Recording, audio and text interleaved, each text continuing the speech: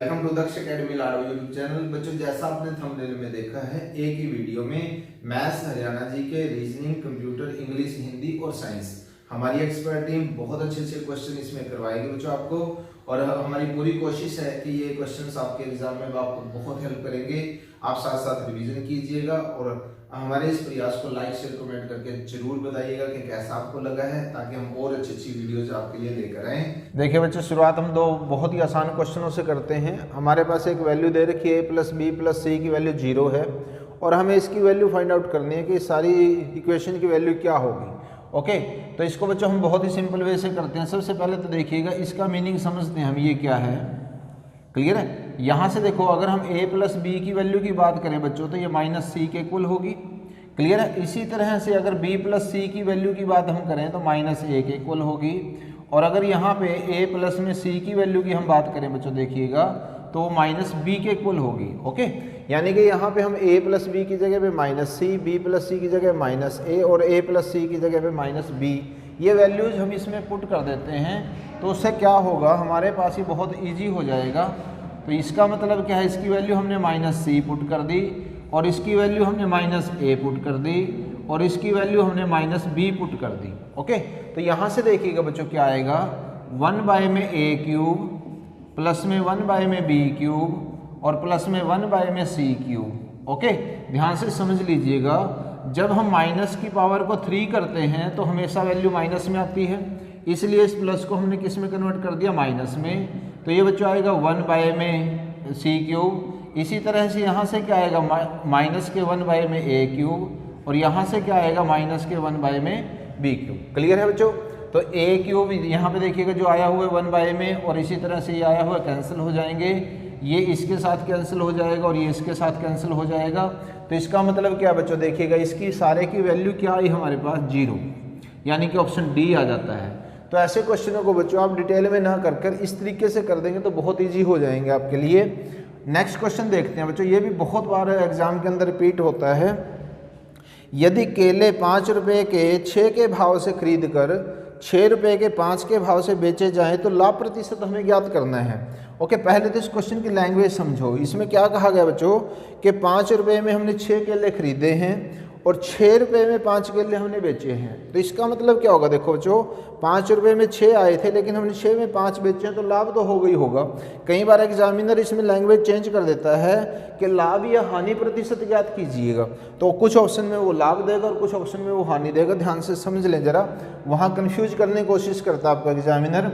तो इसको बच्चों हम एलसीएम के मेथड से भी कर सकते हैं, लेकिन मैं आपको एक बहुत ईजी मेथड बताता हूँ। सिर्फ आपने क्या ध्यान रखना है कि जो हमारी वस्तु है वो पहले लेनी है और जो मूल्य है वो बाद में लेना है, बस इतना सा ध्यान आपने रखना है। पहले वाले हिस्से में क्या था बच्चों, देखिएगा 6 वस्तुएं थी, मूल्य कितना उनका 5 है। वस्तुएं मतलब यहाँ पे केले हैं, कुछ भी हो सकता है, एग्जामिनर आपको यहाँ पे इसकी जगह पे कोई और चीज़ें दे सकता है। ठीक है, तो ध्यान से समझ लीजिएगा, कंसेप्ट को समझिएगा।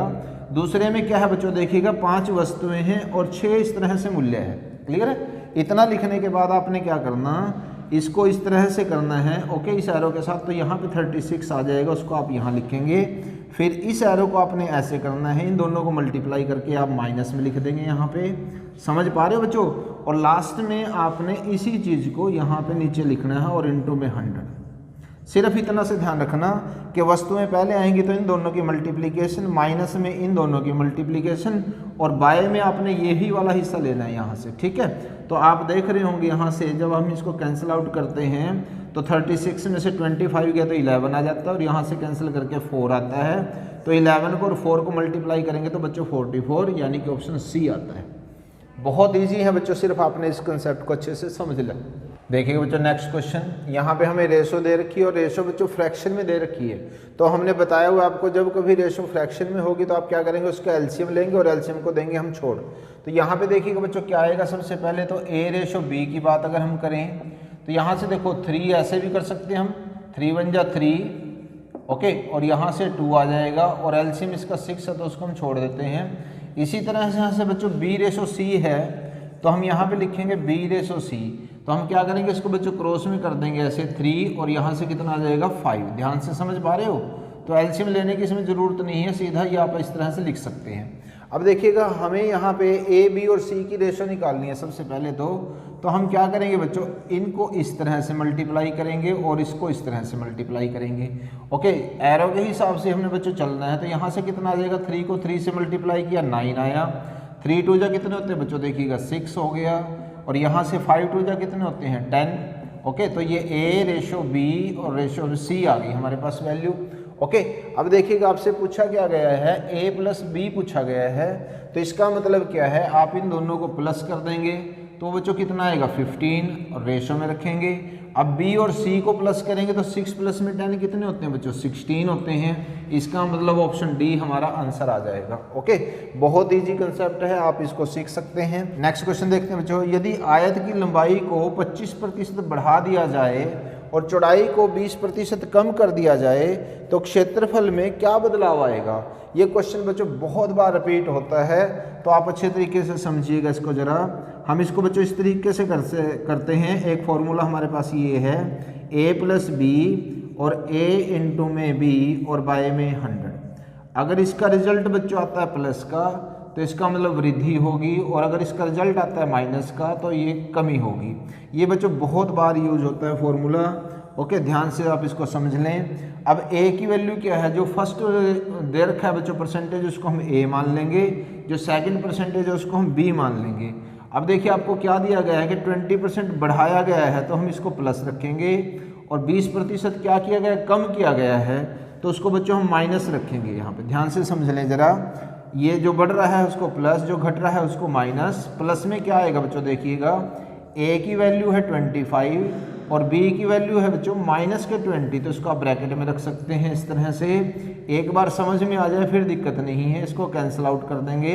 अब यहाँ देखिएगा बच्चों 25 में से 20 गए तो 5 होता है, ये माइनस है ये प्लस है, ध्यान से देख लें जरा इसको, ये माइनस है और ये प्लस है, तो इसका मतलब ये माइनस आएगा, और 5 में से 5 गया तो बच्चों कितना होता है 0।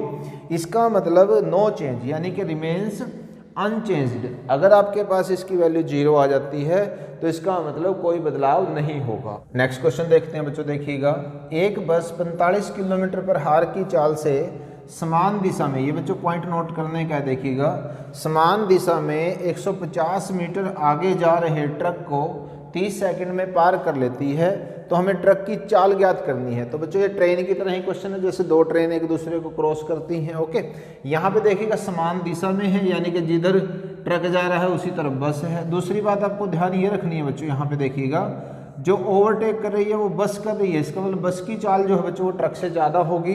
तो इसको मैं एक डायग्राम से आपको क्लियर कराता हूँ, ध्यान से समझ लें ज़रा। ये बच्चों देखिएगा 150 मीटर की जो दूरी है, यहाँ पे तो ट्रक है और यहाँ पे बस है, ध्यान से समझ लो ज़रा। इन दोनों की डायरेक्शन सेम ही है, इधर ही जा रहे हैं दोनों। तो जो बस की चाल है बच्चों वो तो दे रखी है 45 किलोमीटर पर हार, ठीक है। ट्रक की चाल को हम मान लेते हैं x किलोमीटर पर हार, ओके। और सेम डायरेक्शन में है, आपको पता है जब ये सेम डायरेक्शन में होते हैं तो जो चाल है वो आपस में माइनस हो जाती है, ओके। तो ये आएगा 45 माइनस में x, क्योंकि बस ओवरटेक कर रही है उसको, ओके। तो बस की चाल ज़्यादा है। तो यहाँ देखिएगा जो डिस्टेंस है बच्चों वो कितनी होगी, ये 150 मीटर जो इन दोनों के बीच की डिस्टेंस है। पहले तो बस को ये कवर करनी पड़ेगी, यानी कि इसी को हम क्या मानेंगे यहाँ पे डिस्टेंस। इस डिस्टेंस को बस जो है वो कितने में पार करती है, 30 सेकंड में पार करती है। और यहाँ से बच्चों जो स्पीड आई है इन दोनों की वो 45 माइनस में x किलोमीटर पर हार है। क्लियर है। कुछ पॉइंट आपको ध्यान रखने पड़ेंगे, ये मीटर है, ये सेकंड है और ये किलोमीटर पर हार है, ओके। तो ध्यान रखिएगा यूनिट हमारी सेम होनी चाहिए। अब देखिएगा स्पीड का जो बच्चों फॉर्मूला होता है वो क्या होता है, speed is equal to d/mt। Clear point. तो हम क्या करेंगे बच्चों, यहाँ से देखिएगा 45 माइनस में x, यानी कि जो स्पीड है इनकी रिलेटिव स्पीड है, तो डिस्टेंस कितनी है बच्चों, देखिएगा 150, और उसको टाइम कितना क्रॉस करने में लग रहा है 30 सेकंड। तो इसका मतलब बच्चों यहाँ से आता है ये 5, लेकिन यहाँ से बच्चों ये आएगा 5 मीटर पर सेकंड, क्या आएगा, मीटर पर सेकंड। और ये किस में है बच्चों, देखिएगा चाल हमारी किलोमीटर पर हार में। तो हम इसको यहाँ से किलोमीटर पर हार में भी कन्वर्ट कर लेते हैं, और उसके लिए हमने बताया हुआ है 18/5 से आप इसको मल्टीप्लाई कर देंगे। 5 से 5 कैंसिल हो गया, तो बच्चों यहाँ से कितना आया देखिएगा 18। ये 45 माइनस में x है और ये कितना है बच्चों, देखिएगा 18। अब हमें x की वैल्यू फाइंड आउट करनी है। इसका मतलब जब हम इनको चेंज करते हैं तो यहाँ से वैल्यू आएगी बच्चों 27 किलोमीटर पर हार। ओके, यानी कि जो ट्रक की चाल होगी वो 27 किलोमीटर पर हार, यानी कि ऑप्शन ए आ जाएगा हमारे पास। नेक्स्ट क्वेश्चन देखते हैं बच्चों। ए, बी और सी एक चारागाह किराए पर लेते हैं। ए 10 बैल 7 महीने के लिए, बी 12 बैल 5 महीने के लिए, और जो सी है वो 15 बैल 3 महीने के लिए चराता है। यदि चारागाह का किराया 350 रुपये हो तो सी का किराए में कितना हिस्सा होगा। ओके, तो बच्चों देखिएगा ये क्वेश्चन उसी तरह से है, जैसे मान लीजिए ए ने कुछ राशि अलग महीनों के लिए लगाई है, बी ने राशि का निवेश अलग महीने के लिए किया और सी ने राशि का निवेश अलग महीने के लिए किया है। तो बच्चों हम ऐसे क्वेश्चंस में क्या करते हैं, सबसे पहले तो इनका जो निवेश की तरह, जैसे अगर मान लें हम यहाँ पे देखें 10 बैल हैं और 7 महीने हैं, तो अगर हम इसको 1 महीने में कन्वर्ट करते हैं तो हम इन दोनों को आपस में मल्टीप्लाई करते हैं, यानी कि 10 इंटू में कितना आ जाएगा बच्चों 7 आ जाएगा। इसी तरह से जो बी की रेशो है उसको भी हम ऐसे ही करते हैं, तो यहाँ पे क्या आ जाएगा 12 इंटू में 5। इस स्टेप को आप स्किप कर सकते हैं, डायरेक्ट मल्टीप्लिकेशन लिख सकते हैं। ओके, अभी तो समझने के लिए हम इसको कर रहे हैं। यहाँ पे कितना आ जाएगा बच्चों देखिएगा 15 इंटू में 3, तो ये कितना है बच्चों 70, और ये कितना है बच्चों 60, और यहाँ पे कितना है बच्चों 45। अब क्या करेंगे बच्चों, हम इसको कैंसिल आउट कर देंगे, तो ये कितना हो जाएगा 14, और ये कितना आ जाएगा 12। 5 से हम इसको कैंसिल आउट करते हैं तो 9 आ जाएगा हमारे पास। ठीक है, अब यहाँ से देखिएगा बच्चों ये इससे आगे कैंसिल नहीं होगा, तो हम यहाँ पे क्या करते हैं, अब इसका अनुपाती योग निकालते हैं। क्या निकालते हैं, अनुपाती योग। तो योग कितना हो जाएगा बच्चों 35 हो जाएगा। अब देखिए जो टोटल किराया था वो कितना था 350। ओके, अनुपाती योग है 35, तो हम 1 की यूनिट में इसको निकाल लेते हैं। क्लियर है, तो 1 किसके बराबर होगा बच्चों, यहाँ से देखिएगा 10 के बराबर होगा। इसी तरह से सी का जो हिस्सा आएगा बच्चों वो कितना आएगा, 10 से मल्टीप्लाई करते हैं तो 90 आ जाएगा। और अगर बी का भी निकालना है तो बच्चों वो कितना हो जाएगा 120, और ए का कितना आ जाएगा बच्चों 140। तो इसका मतलब सी का हिस्सा कितना है बच्चों यहाँ से 90, यानी कि ऑप्शन ए आ जाएगा। ओके, बहुत ईजी है, सिर्फ आप कंसेप्ट को समझते चले। नेक्स्ट क्वेश्चन लेते हैं बच्चों, देखिएगा। बिना ढक्कन के एक घन का बाहरी संपूर्ण पृष्ठीय क्षेत्रफल ज्ञात कीजिए जिसकी बाहरी लंबाई जो है बच्चों वो 5 सेंटीमीटर तथा मोटाई जो है वो 0.5 सेंटीमीटर दे रखी हो। ओके, जब भी बच्चों आप इस तरह का कोई भी क्वेश्चन करें तो आप 2-3 चीज़ें याद रखिएगा। आपको एक तो फिगर आपको क्लियर होनी चाहिए, एक फॉर्मूला क्लियर होना चाहिए, तीसरा आपको यूनिट। ओके, फिगर, फॉर्मूला और यूनिट आप क्लियर कीजिएगा। तो सबसे पहले बच्चों हम देखिएगा इसका हम एक यहाँ पे डायग्राम शो करते हैं। ओके, ये हम एक क्यूब लेते हैं। क्लियर है बच्चों, क्या लेते हैं, एक क्यूब, यानी कि जिसको हिंदी में हम घन बोलते हैं। इस तरह से हम एक पिक्चर ड्रॉ कर लेते हैं इसकी। क्लियर है, यहाँ से देखिएगा। अब जो इसकी लंबाई दे रखी है बच्चों देखिएगा, इसकी सारी साइड्स इक्वल होती हैं, तो इसका मतलब ये भी 5 सेंटीमीटर, ये भी 5 सेंटीमीटर और ये भी 5 सेंटीमीटर। दूसरा आपको ये बोला गया है कि इस घन का ढक्कन नहीं है, यानी कि आपको वन साइड ओपन बोला गया है, तो तकरीबन ये होता है बच्चों इसका ढक्कन नहीं है, यानी कि ये वाला हिस्सा इसमें नहीं है। तो हमें जो एरिया निकालना है वो हमें इन 5 साइड्स का निकालना है बिना ढक्कन के। ठीक है ना, तो यहाँ पे देखिएगा आपको पूछा गया बाहरी संपूर्ण पृष्ठीय, तो मोटाई की वजह इसमें कोई वैल्यू नहीं है। ओके, सिर्फ हमें बाहरी निकालना है। तो यहाँ पे आप देख रहे होंगे जो इसका टोटल सरफेस एरिया होता है बच्चों, जो संपूर्ण पृष्ठीय क्षेत्रफल होता है वो होता है 6a²। क्या होता है बच्चों, 6a²। अब यहाँ पे देखिएगा इसकी एक यहाँ पे ढक्कन नहीं है, यानी कि एक तरफ से खुला है, तो इसका मतलब क्या है, जो इसका एक ही हिस्से का एरिया होता है बच्चों वो होता है 5 × 5, जैसे a² होता है, तो उसको बच्चों हम माइनस कर देंगे यहाँ से a²। तो इसका मतलब जो हमें फाइंड आउट करना है वो करना है 5a², और a की वैल्यू क्या बच्चों यहाँ पे देखिएगा 5 है। तो हमारा आंसर क्या होगा, 5 × 5² का मतलब क्या बच्चों देखिएगा 25, इसका मतलब 125 सेंटीमीटर स्क्वायर आ जाएगा।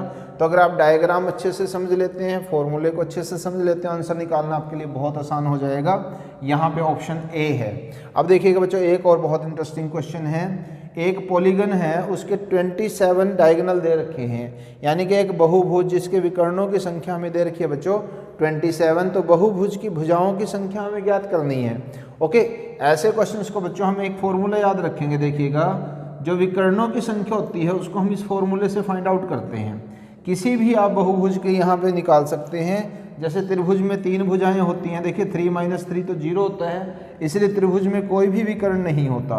और यहाँ पे वैल्यू दे रखी है बच्चों देखिएगा आपको 27। क्लियर है, यहाँ से हम भुजाएं भी निकाल सकते हैं और विकर्ण भी निकाल सकते हैं। इस फॉर्मूले से याद रख लीजिएगा 2 से हम यहाँ पे मल्टीप्लाई करते हैं तो बच्चों ये आ जाएगा हमारे पास n इंटू एन माइनस में 3 और इक्वल टू 54। क्लियर है। अगर आप यहाँ से मल्टीप्लाई करते हैं आगे तो एक क्वाड्रेटिक इक्वेशन बन जाएगी, द्विघात समीकरण बन जाएगी।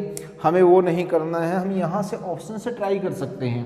जैसे कि पहला है बच्चों 9, तो हम यहाँ पे 9 रख के देखेंगे, 9 आ जाएगा और 9 में से 3 गया तो बच्चों 6 होता है। तो आप देख रहे हैं कि बोथ साइड इक्वल आ जाती हैं, इसका मतलब हमारा ऑप्शन जो है वो ए हो जाएगा। तो हम ऐसे क्वेश्चनों को ऑप्शन से भी कर सकते हैं, इस तरह से हेल्प लेकर। Okay, hello guys, I am Gurjeet and welcome to Daksh academy Ladwa YouTube channel. बच्चों, आज की क्लास में हम करेंगे हरियाणा के अपवाह तंत्र के बारे में। हरियाणा का अपवाह तंत्र यानी कि हरियाणा की नदियाँ। हरियाणा के अपवाह तंत्र की बात करें तो 2 तरह का अपवाह तंत्र है, एक उत्तरी अपवाह तंत्र की नदियाँ और दूसरी है दक्षिणी अपवाह तंत्र की नदियाँ। सबसे पहले हम करते हैं उत्तरी अपवाह तंत्र की नदियाँ। जो नदियाँ शिवालिक पर्वतीय क्षेत्र से निकलती हैं उन्हें बोला जाता है उत्तरी अपवाह तंत्र की नदियाँ, और इनमें जो आती है यमुना है, सरस्वती, घग्गर, मारकंडा और टांगरी। ये 5 प्रमुख नदियाँ हैं उत्तरी अपवाह तंत्र की। उसके बाद आता है दक्षिणी अपवाह तंत्र। दक्षिणी अपवाह तंत्र जो अरावली पर्वतीय क्षेत्र से निकलती हैं नदियाँ, इनमें जो आती है प्रमुख नदियाँ साहिबी है, इंदौरी है, कृष्णावती है और दोहन है। तो सबसे पहले हम बात करते हैं उत्तरी अपवाह तंत्र की। उत्तरी अपवाह तंत्र में जो प्रमुख नदी है वो कौन सी नदी है? यमुना नदी है। और दक्षिणी अपवाह तंत्र की प्रमुख नदी कौन सी है? साहिबी नदी। तो हम मैप से देखते हैं उत्तरी अपवाह तंत्र की नदियाँ और दक्षिणी अपवाह तंत्र की नदियाँ। उत्तरी अपवाह तंत्र में जैसे हम यमुना की बात करते हैं, यमुना नदी का सबसे पहले तो आपसे उद्गम स्थान पूछा जाएगा। यमुना नदी का ओरिजिन कहाँ से होता है? तो यमुना का ओरिजिन होता है उत्तराखंड से। उत्तराखंड राज्य के यमुनोत्री नामक जगह से यमुना का उद्गम होता है। उद्गम की बात करें, या तो आपके पास यमुनोत्री आएगा, या तो आपके पास हर की दून आएगा, हर की दून, या फिर बंदर पूंछ। इन तीनों में से कोई भी आपके पास ऑप्शन में आ सकता है कि यमुना का उद्गम स्थान कौन सा है। तो आपने इन तीनों के नाम अच्छे से याद रखने हैं। नेक्स्ट हम बात करते हैं यमुना का उद्गम हो गया कहाँ से? यमुनोत्री से। फिर क्वेश्चन आता है, जो मेन क्वेश्चन आता है कि हरियाणा में कहाँ से एंट्री करती है? यमुना हरियाणा के यमुनानगर से एंट्री करती है। और अगर यमुनानगर का स्थान पूछा जाए कि किस स्थान से एंट्री होती है, तो यमुनानगर के ताजेवाल से। या तो आपके पास ताजेवाल आएगा ऑप्शन में, या फिर आपके पास कालेसर आ सकता है, कालेसर से एंट्री होती है, या फिर आपके पास क्या आएगा? ताजेवाल। तो हरियाणा की पूर्वी सीमा को छूते हुए ये बहती है। उसके बाद ये कहाँ पर जाती है? दिल्ली में जाती है यमुना। दिल्ली के बाद फिर ये फरीदाबाद, फरीदाबाद से पलवल, और हरियाणा के हसनपुर से कहाँ पर प्रवेश करती है? यूपी में प्रवेश करती है। आपने 2 नाम याद रखने हैं। हरियाणा का जो लास्ट पॉइंट है यमुना का वो हसनपुर है, और यूपी में कहाँ से एंट्री होती है यमुना की? अलीगढ़। अलीगढ़ से कहाँ पर एंट्री होगी? यूपी में। तो यहाँ पर हम यमुना के कुछ प्रमुख पॉइंट्स कर लेते हैं। ये तो हुई उद्गम की बात। नेक्स्ट हम बात करते हैं यमुना किसकी सहायक नदी है? यमुना गंगा की सहायक नदी है। सहायक नदी किसकी है? गंगा की। और सबसे बड़ी है, सबसे बड़ी सहायक नदी है किसकी? गंगा की। ये नेशनल जीके का क्वेश्चन है यहाँ पर। यमुना किसकी सबसे बड़ी सहायक नदी है? गंगा की। और गंगा की कौन सी नदी है? पश्चिमी नदी। अगर क्वेश्चन आता है गंगा की सबसे बड़ी सहायक पश्चिमी नदी कौन सी है? तो यमुना नदी है। नेक्स्ट है, यमुना कहाँ पर जाकर गंगा से मिलती है? गंगा से मिलती है कहाँ पर जाकर? तो प्रयागराज। प्रयागराज में जाकर कहाँ किससे मिलती है? गंगा से मिलती है। नेक्स्ट है, यमुना किस स्थान से मैदानी भाग में प्रवेश करती है? मैदानी भाग, यहाँ पे हरियाणा का नहीं पूछा कि भारत के किस मैदानी भाग में यमुना प्रवेश करती है। तो सहारनपुर जिले के फैजाबाद गांव के पास से यह मैदानी भाग में प्रवेश करती है। कौन सी नदी? यमुना नदी। यमुना को क्या क्या नाम दिए गए हैं? यमुना को क्या बोलते हैं? सदा नीरा नदी बोलते हैं, क्योंकि ये 12 मासी बहती है और इसमें पूरा साल पानी रहता है, इसलिए इसे क्या बोलते हैं? सदा नीरा नदी बोलते हैं। नित्य वाहिनी नदी बोलते हैं इसे। यम की बहन, यम की बहन बोलते हैं और सूर्य पुत्री बोलते हैं। किस नदी को? यमुना नदी को बोला जाता है। नेक्स्ट है ब्रज संस्कृति का केंद्र बोला जाता है। किसे? यमुना नदी को। यमुना नदी को ब्रज संस्कृति का केंद्र बोला जाता है, इसलिए ब्रजवासी यमुना को क्या बोलते हैं? जमुना मैया बोलते हैं। नेक्स्ट है यमुना की सहायक नदियाँ, ये इंपॉर्टेंट है। यमुना की सहायक नदियाँ कौन कौन सी है? पथराला है, सोम्बा है, बेतवा और चंबल, ये यमुना की प्रमुख सहायक नदियाँ हैं। नेक्स्ट है बच्चों यमुना की अगर हम बात करें, यमुना के ताजेवाल नामक स्थान से कौन सी नहर निकाली गई है? पश्चिमी यमुना नहर। पश्चिमी यमुना नहर और उसकी सहायक नहरों द्वारा लगभग पूरे हरियाणा की सिंचाई होती है। तो पश्चिमी यमुना नहर ताजेवाल से निकलकर ये कहाँ से जाती है? जैसे करनाल, पानीपत, सोनीपत और उसके बाद कहाँ पर? दिल्ली के ओखला बैराज में यमुना में जाकर मिल जाती है। कौन सी? पश्चिमी यमुना नहर। और उसके बाद है जो ओखला बैराज है दिल्ली का, यहाँ से एक नहर और निकाली गई है जिसे कौन सी नहर बोलते हैं? आगरा नहर। फिर यहाँ से क्वेश्चन बनता है कि आगरा नहर से हरियाणा के किन दो जिलों की सिंचाई की जाती है? तो आगरा नहर से फरीदाबाद और पलवल, इन दो जिलों की सिंचाई की जाती है। यमुना से एक पूर्वी नहर निकाली गई है, पूर्वी यमुना नहर। पूर्वी यमुना नहर से किसकी सिंचाई होती है? यूपी की सिंचाई होती है। पश्चिमी यमुना नहर से किसकी सिंचाई होती है? हरियाणा की सिंचाई होती है। तो ये था बच्चों किसके बारे में? यमुना के बारे में। नेक्स्ट है बच्चों सरस्वती नदी।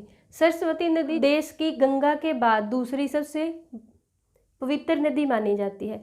तो सरस्वती नदी के अगर हम उद्गम स्थान की बात करें, सरस्वती का उद्गम स्थान कौन सा है? शिवालिक की पहाड़ियाँ। शिवालिक की पहाड़ियाँ या फिर हिमाचल प्रदेश के सिरमौर जिले के पास से सरस्वती नदी निकलती है। मैप की अगर हम बात करते हैं तो मैप पे जैसे हिमाचल प्रदेश, यहाँ पे सरस्वती नदी यहाँ से निकलकर हरियाणा के यमुनानगर में प्रवेश करती है। और अगर आपसे क्वेश्चन पूछा जाता है कि यमुनानगर में सरस्वती नदी कहाँ से प्रवेश करती है? आदि बद्री नामक स्थान से हरियाणा में प्रवेश करती है यमुनानगर से। यमुनानगर से फिर सरस्वती नदी कहाँ पर जाती है? कुरुक्षेत्र में पेहोवा, उसके बाद जैसे पेहोवा से निकलकर फिर ये कैथल में जाती है। कैथल से निकलकर ये पंजाब के पटियाला में सतराना नामक जगह में किससे मिल जाती है? घग्गर से मिल जाती है। और अगर क्वेश्चन आता है कि सरस्वती नदी किसकी सहायक नदी है? घग्गर नदी की सहायक नदी है। कहाँ पर मिलती है ये? पटियाला के सतराना नामक स्थान पे किस में मिल जाती है? घग्गर में मिल जाती है। अब अगर सरस्वती की बात करें, सरस्वती नदी का उल्लेख किस में दिया गया है? ऋग्वेद में। ये इंपॉर्टेंट है बच्चों, ऋग्वेद में किस नदी का उल्लेख किया गया है? सरस्वती नदी का उल्लेख किया गया है। और जो सरस्वती नदी हरियाणा की सबसे पवित्र नदी क्यों माना जाता है इसे? क्योंकि इस नदी के किनारे किसकी रचना हुई? वेदों की रचना हुई। वेदों की रचना किस नदी के किनारे हुई? सरस्वती नदी के किनारे। महाभारत की रचना भी किस नदी के किनारे हुई? सरस्वती नदी के किनारे, महर्षि वेदव्यास जी द्वारा। और यहाँ पर एक क्वेश्चन और आता है कि हरियाणा की देव नदी किसे बोलते हैं? हरियाणा की देव नदी किसे बोला जाता है? सरस्वती नदी को। देश की देव नदी बोलते हैं गंगा को, और हरियाणा की देव नदी किसे बोला जाता है? सरस्वती नदी को। और सरस्वती को ही हरियाणा की शापित नदी बोला जाता है। हरियाणा की शापित नदी कौन सी है? सरस्वती नदी। महर्षि वेदव्यास जी द्वारा शाप के कारण सरस्वती नदी हरियाणा से विलुप्त हो चुकी है, परंतु 2015 में हरियाणा के ही यमुनानगर का गांव पड़ता है मुगलावली गांव से किसकी खुदाई स्टार्ट की गई है? सरस्वती नदी की। और अगर क्वेश्चन आता है सरस्वती बोर्ड के अध्यक्ष कौन है? सीएम मनोहर लाल खट्टर सरस्वती बोर्ड के अध्यक्ष है। और हरियाणा के किस गांव से सरस्वती नदी की खुदाई दोबारा से स्टार्ट की है? तो मुगलावली गांव। कहाँ पर पड़ता है? यमुनानगर में। और हरियाणा के किस कस्बे का नाम सरस्वती के नाम पर रखा गया? तो हरियाणा के मुस्तफाबाद का नाम क्या कर दिया गया है? सरस्वती नगर कर दिया गया है। और सरस्वती नदी के नाम पर ही इसका नाम रखा गया। नेक्स्ट है सरस्वती की सहायक नदी। सरस्वती की सहायक नदी कौन सी है? मारकंडा। मारकंडा नदी सरस्वती नदी की सहायक नदी है। घग्गर नदी के बारे में तो सबसे पहले आपको पता होना चाहिए घग्गर नदी का उद्गम स्थान। घग्गर नदी का उद्गम स्थान कहाँ से है? तो घग्गर नदी जो है हिमाचल प्रदेश के सिरमौर जिले के डागशई नामक स्थान से निकलती है। फिर क्वेश्चन आता है कि हरियाणा में कहाँ से एंट्री करती है? हरियाणा में घग्गर का एंट्री पॉइंट क्या है? तो हरियाणा में घग्गर का एंट्री पॉइंट कालका। तो कालका से हरियाणा में प्रवेश करती है। नेक्स्ट आता है कि कालका यानी कि पंचकूला के बाद ये कहाँ पर जाती है? अंबाला में। अंबाला से निकलने के बाद, क्योंकि इधर कौन सा स्टेट पड़ता है? पंजाब पड़ता है, पंजाब में एंट्री होती है। उसके बाद हरियाणा के कैथल में एंट्री होती है घग्गर नदी की। कैथल से निकलने के बाद फिर पंजाब में जाती है और उसके बाद फिर फतेहाबाद में एंट्री होती है। फतेहाबाद के बाद सिरसा में आती है। सिरसा के बाद राजस्थान के हनुमानगढ़ में जाकर घग्गर नदी विलुप्त होती है, विलुप्त हो जाती है। उसके बाद बच्चों यहाँ एक बड़ा इंपॉर्टेंट क्वेश्चन बनता है कि सिरसा में घग्गर नदी पर कौन सा बांध बना हुआ है? सिरसा के ओटू नामक स्थान पर विराज बांध बना हुआ है घग्गर नदी पर, और यहीं पर इस विराज बांध पर भी ही एक झील बनाई गई है। कौन सी झील? ढामर झील। ढामर झील कहाँ पर बनाई गई है? विराज बांध पर। क्योंकि बच्चों जब बांध बनाते हैं तो बहुत सारा पानी इकट्ठा हो जाता है और वहाँ पर क्या बना दी जाती है? झील बना दी जाती है, और इसी को आर्टिफिशियल जिनके मैनमेड बोला जाता है। और इसी डामर झील पर एक पर्यटन स्थल है, कौन सा? चौधरी देवीलाल। चौधरी देवीलाल पर्यटन स्थल कहाँ पर पड़ता है? डामर झील यानी कि सिरसा में पड़ता है। नेक्स्ट हम बात करते हैं बच्चों घग्गर के बारे में। अगर घग्गर की बात करें कि कौन सी नदी हरियाणा को बार बार काटती है या फिर हरियाणा में बार बार एंट्री होती है, तो घग्गर नदी की हरियाणा में बार बार एंट्री होती है। और एक क्वेश्चन यहाँ पर एचएससी कई बार पूछ चुकी है कि हरियाणा की सबसे बड़ी बरसाती नदी कौन सी है? तो हरियाणा की सबसे बड़ी बरसाती नदी कौन सी है? घग्गर नदी। घग्गर नदी के बारे में कुछ इंपॉर्टेंट पॉइंट डिस्कस कर लेते हैं। उद्गम स्थान हो गया, हरियाणा में एंट्री हो गई। उसके बाद बहती कहाँ कहाँ पर है? सबसे पहले पंचकूला में आती है, अंबाला, कैथल, फतेहाबाद और सिरसा में। नेक्स्ट है बच्चों घग्गर की सहायक नदियाँ। घग्गर की कौन कौन सी सहायक नदियाँ हैं? झाझरा और कौशल्या। नेक्स्ट है बांध, जैसे विराज बांध तो हो गया कहाँ पर? ओटू में। उसके बाद है दगाना बांध भी बना है इस पे, और छामला बांध भी बना है। नेक्स्ट आता है घग्गर में मिलने वाले छोटे छोटे नालों को क्या कहा जाता है? ये क्वेश्चन बच्चों एचएससी पूछ चुकी है। कौन सा क्वेश्चन? कि घग्गर में मिलने वाले छोटे छोटे नालों को क्या कहा जाता है? इन्हें चो कहते हैं। इंपॉर्टेंट है, याद रखना है आपने अच्छे से। घग्गर द्वारा निर्मित बाढ़ का मैदान, ये क्वेश्चन भी पूछा जा चुका है। घग्गर द्वारा निर्मित बाढ़ के मैदान को क्या बोलते हैं? नैली बोलते हैं। तो ये हुआ बच्चों घग्गर के बारे में। नेक्स्ट रिवर के बारे में जो हम करेंगे वो कौन सी है? मारकंडा। इसका उद्गम स्थान कौन सा है? मारकंडा का। मारकंडा का उद्गम स्थान भी कौन सा है? हिमाचल प्रदेश से ही निकलती है मारकंडा नदी भी। हिमाचल प्रदेश के नाहन, हिमाचल प्रदेश के नाहन से निकलती है। और नाहन में अगर एक जगह पूछी जाती है या फिर पर्वत श्रेणी आपसे पूछी जाए, किस पर्वत श्रेणी से मारकंडा का उद्गम स्थान है, तो धरतीधर पर्वत श्रेणी मारकंडा का उद्गम स्थान है। फिर क्वेश्चन आता है कि हरियाणा में कहाँ से एंट्री करती है मारकंडा नदी? तो हरियाणा में अंबाला के पास से एंट्री करती है, और अंबाला में बहने के बाद मारकंडा नदी कहाँ पर जाती है? कुरुक्षेत्र। कुरुक्षेत्र के पेहोवा नामक स्थान पर किस नदी में मिल जाती है? सरस्वती नदी में। और अगर क्वेश्चन कि आपके पास सरस्वती नदी की सहायक नदी कौन सी है? मारकंडा। नेक्स्ट है बच्चों मारकंडा के बारे में कुछ इंपॉर्टेंट पॉइंट। सबसे पहले तो मारकंडा का पुराना नाम, मारकंडा का पुराना नाम कौन सा है? अरुणा। एंड नेक्स्ट है मारकंडा की सहायक नदियाँ। मारकंडा की सहायक नदियाँ बेगवा, रण, नकटी और टांगरी, ये मारकंडा की प्रमुख सहायक नदियाँ हैं। हरियाणा के किस स्थान पर मारकंडा नदी सरस्वती नदी में मिलती है? तो पेहोवा, कुरुक्षेत्र में जो मारकंडा नदी है वो किस नदी में मिल जाती है? सरस्वती नदी में मिल जाती है। तो नेक्स्ट हम करते हैं बच्चों टांगरी नदी के बारे में। सबसे पहले टांगरी नदी का उद्गम स्थान। टांगरी नदी बच्चों एकमात्र नदी जिसका उद्गम स्थान हरियाणा है। हरियाणा के पंचकूला में मोरनी हिल टांगरी नदी का उद्गम स्थान है। तो टांगरी नदी पंचकुला से निकलकर कहाँ पर आती है? अंबाला में। उसके बाद अंबाला में आकर ये मुलाना नामक स्थान पर किस में मिल जाती है? मारकंडा नदी में मिल जाती है।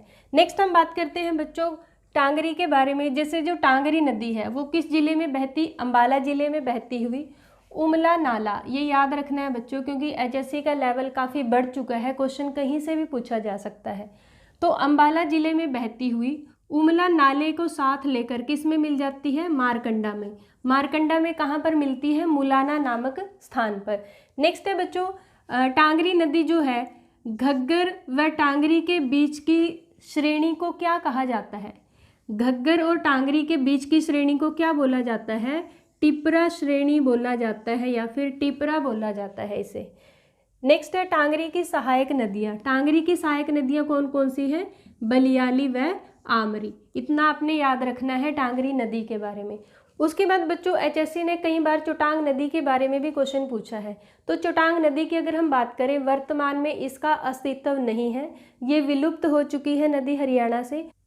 चोटांग नदी का उद्गम स्थान कौन सा था? शिवालिक की पहाड़ियाँ। शिवालिक की पहाड़ियों से ही चोटांग नदी निकलती थी और जो सरस्वती नदी है उसके समानांतर बहती थी। सरस्वती नदी के यानी कि साथ साथ बहती थी कौन सी नदी? चोटांग नदी। चोटांग नदी की अगर हम बात करें, क्वेश्चन आता है कि चोटांग नदी प्राचीन टाइम में, देखो अब तो इसका अस्तित्व नहीं है, प्राचीन टाइम में चोटांग नदी किसकी सहायक नदी थी? तो चोटांग नदी किसकी सहायक नदी थी? घग्गर की सहायक नदी थी। नेक्स्ट है बच्चों एक नदी के बारे में और पूछा था एचएससी ने, जेईई के एग्जाम में पूछा गया था इस नदी के बारे में। कौन सी नदी? राक्षी नदी। राक्षी नदी की अगर हम बात करें तो ये इसका जो उद्गम स्थान है वो कहाँ से? यमुनानगर जिला। यमुनानगर जिले के बिलासपुर नामक कस्बे में एक स्थान पड़ता है शाहपुर। शाहपुर जो है वो राक्षी नदी का उद्गम स्थान है। उसके बाद लाडवा नामक स्थान, लाडवा यानी कि जो कहाँ पर पड़ता है? कुरुक्षेत्र में।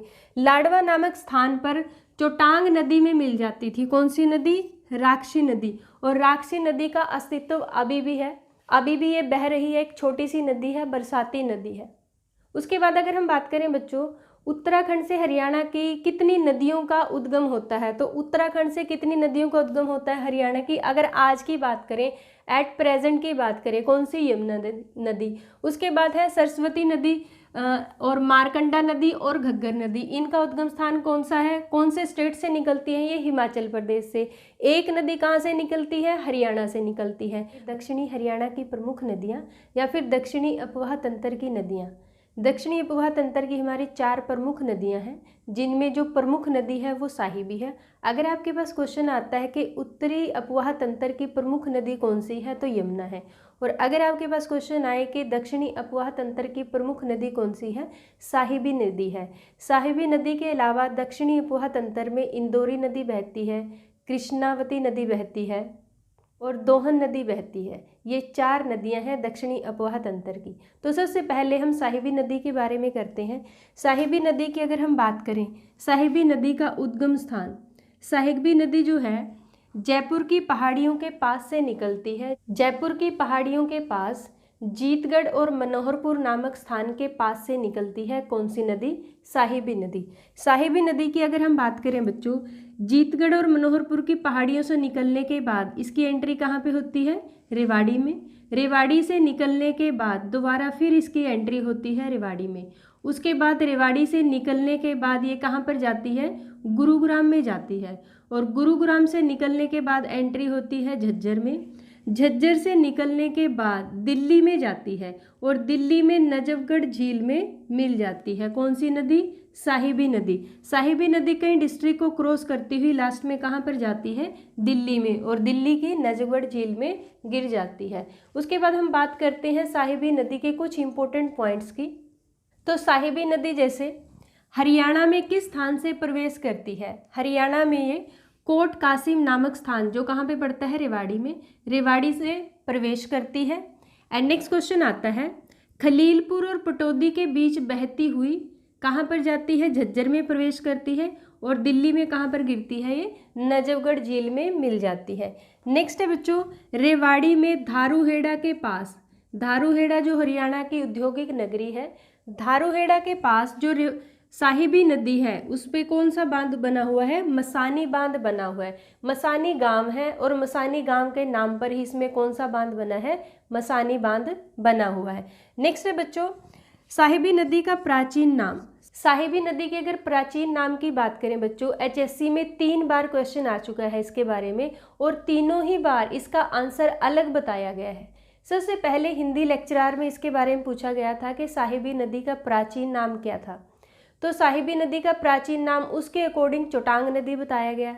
सेकेंड टाइम क्वेश्चन आया स्टेनोग्राफर में, स्टेनोग्राफर में जो इसका आंसर बताया गया वो घग्गर नदी बताया गया। घग्गर नदी का प्राचीन नाम क्या था? दृशदवती नदी। उसके बाद बच्चों ग्रुप डी में क्वेश्चन आया था कि दृशदवती किस नदी का प्राचीन नाम है, तो अभी लेटेस्ट इंफॉर्मेशन के अकॉर्डिंग साहिबी नदी का प्राचीन नाम क्या था? दृशदवती नदी। और ये क्वेश्चन बहुत इंपॉर्टेंट है, आपने इसको अच्छे से याद रखना है। दृशदवती किस नदी का प्राचीन नाम था? तो किस नदी का प्राचीन नाम? साहिबी नदी का। उसके बाद हम नेक्स्ट करते हैं बच्चों कृष्णावती या फिर कंसावती नदी। कृष्णावती नदी भी इसे बोला जाता है, कंसावती नदी भी इसे बोला जाता है। इसका उद्गम स्थान पहले देख लेते हैं कि कृष्णावती नदी का उद्गम स्थान, कृष्णावती नदी का जो उद्गम स्थान है वो कहाँ से होता है? इसका उद्गम स्थान भी कहाँ से? नीम का थाना, नीम का थाना नामक स्थान से इसका उद्गम स्थान है। और ये कहाँ पर जाकर? महेंद्रगढ़ में जाती हुई, और महेंद्रगढ़ में किस स्थान पर ये विलुप्त हो जाती है? महेंद्रगढ़ में डहीना नामक स्थान पर ये नदी विलुप्त हो जाती है। कौन सी नदी? कृष्णावती या फिर कंसावती नदी। और कहाँ से निकलती है? जयपुर के पास से, जयपुर के पास नीम का थाना। और किस डिस्ट्रिक्ट में बहती है? हरियाणा के महेंद्रगढ़ डिस्ट्रिक्ट में बहती है। तो ये था बच्चों किसके बारे में? कृष्णावती नदी के बारे में। तो नेक्स्ट हम करते हैं दोहन नदी। बच्चों दोहन नदी और कृष्णावती नदी, इन दोनों का उद्गम स्थान कहाँ से है? नीम का थाना। तो आपने अच्छे से याद रखना है, दोहन नदी और कृष्णावती नदी दोनों का उद्गम स्थान कहाँ से होता है?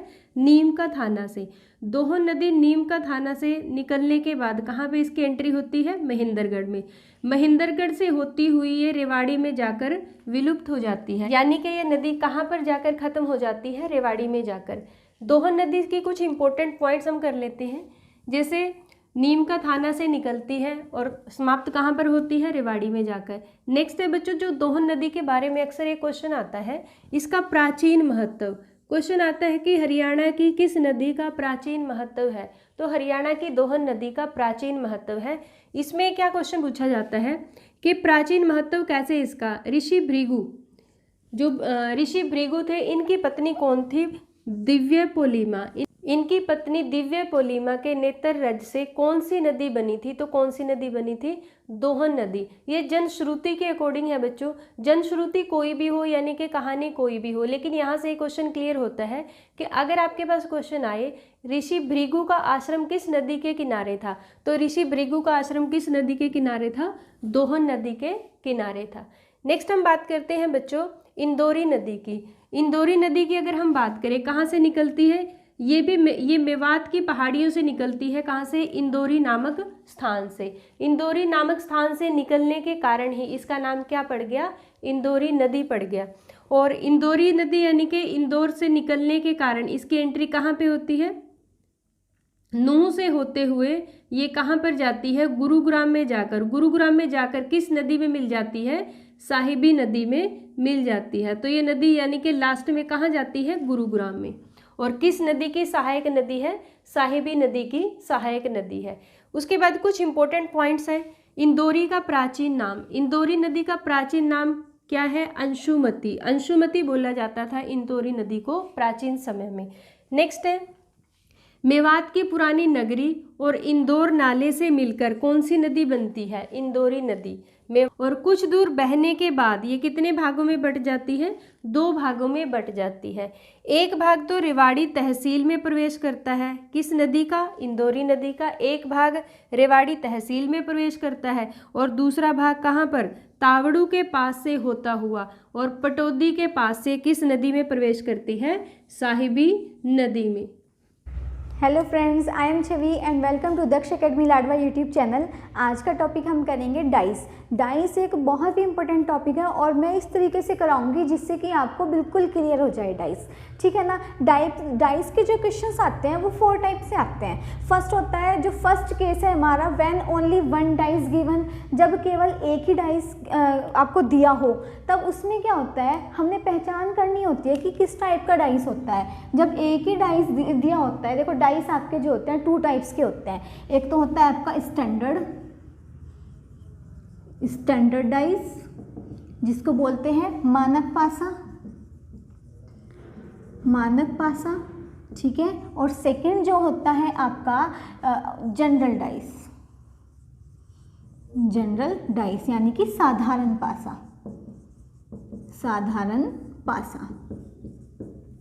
इतना क्लियर है। 2 टाइप के डाइस होते हैं आपके। जब एक ही डाइस गिवन हो ना, तब उसमें क्या पूछते हैं कि ये साधारण टाइप का पासा है या मानक टाइप का पासा है, उनकी पहचान करनी आपको आनी चाहिए, ठीक है ना। सेकंड केस क्या आता है, जब 2 डाइस आपको गिवन है, तब उसमें कंडीशन क्या क्या पूछ लेता है। कंडीशन आपकी आती है, एक तो 1 कॉमन, अगर आपके डाइस में सिर्फ एक ही नंबर कॉमन है। 2 डाइस दिए होंगे और उसमें पूछता है कि आपको 1 कॉमन उसमें दे देता है, ठीक है ना, किसी के अपोजिट पूछेगा। तो इस टाइप के क्वेश्चन हम अभी करेंगे सोल्व।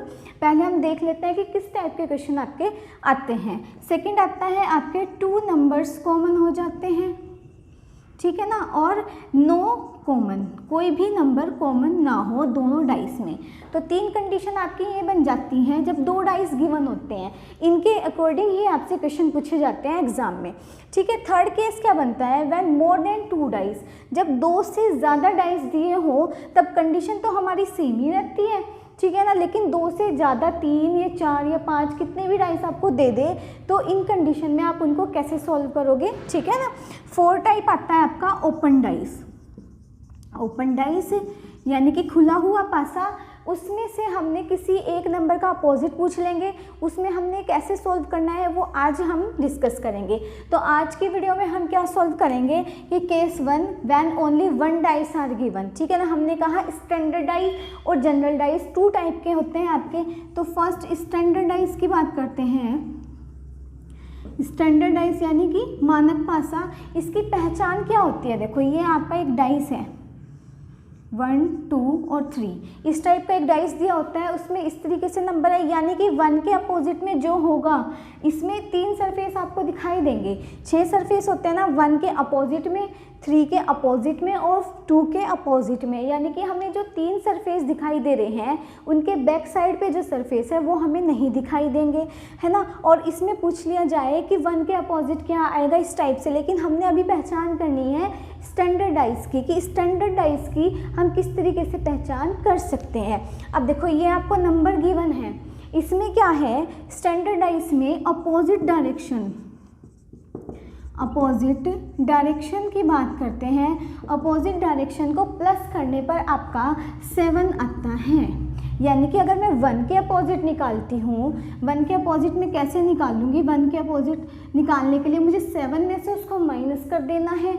तो हमारा आंसर क्या आ जाएगा, 6, यानी कि 1 के अपोजिट में 6 नंबर है, ठीक है ना। अगर मैं 2 की बात करूँ, 2 के अपोजिट में कैसे निकालना है, तो इसको भी हम 2 में से माइनस 7 में से माइनस कर देंगे, तो हमारा आंसर क्या आ जाएगा, 5 आ जाएगा, ठीक है ना। और 3 के अपोजिट निकालना है, तो 7 में से 3 को माइनस कर देंगे, तो इसमें अपोजिट क्या आ जाएगा, हमारा 4 आ जाएगा। तो जब हमारी ये वाली कंडीशन फुलफिल हो जाती है, यानी कि अपोजिट डायरेक्शन प्लस करने पर 7 बन जाता है, तो हमें पहचान हो जाती है कि जो गिवन डाइस है वो स्टैंडर्ड डाइस है, यानी कि मानक पासा है, ठीक है ना। इतना क्लियर है। सेकंड टाइप आता है आपका जनरल डाइस यानी कि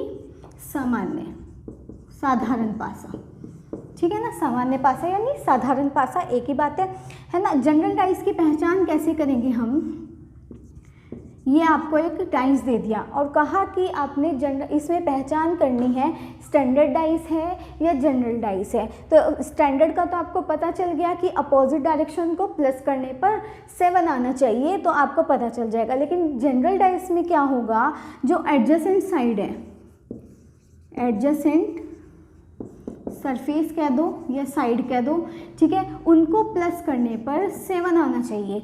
यानी कि मैं बात कर रही हूँ, ये देखो 3 + 4 करती हूँ मैं, कितना आता है 7। यानी कि एक एडजेसेंट साइड, अगल बगल को कह सकते हो, अगल बगल की संख्या को प्लस करने पर एक बार 7 जरूर बनना चाहिए, ठीक है ना। तो वो पहचान हो जाती है जनरल डाइस की। अब यहाँ पे देखो ये इसके बराबर वाली है, इसके अपोजिट में नहीं है, ये इसके बराबर वाली संख्या है, तो मैं इन दोनों को प्लस कर रही हूँ, तो हमारा इनको प्लस करने पर 7 आंसर आ रहा है। तो इससे हमने पहचान कर ली है कि ये जो डाइस गिवन है ये जनरल टाइप का है, यानी कि साधारण पासा है। इतना क्लियर है। अब साधारण और जनरल डाइस, इनके बेस पे क्वेश्चन सॉल्व करते हैं, उनमें पहचान करते हैं कि किस तरीके से हमारा क्वेश्चन आ सकता है। चलिए नेक्स्ट क्वेश्चन हमारा आता है, देखो यहाँ पर फर्स्ट क्वेश्चन है, ये एक डाइस दिया हुआ है ना।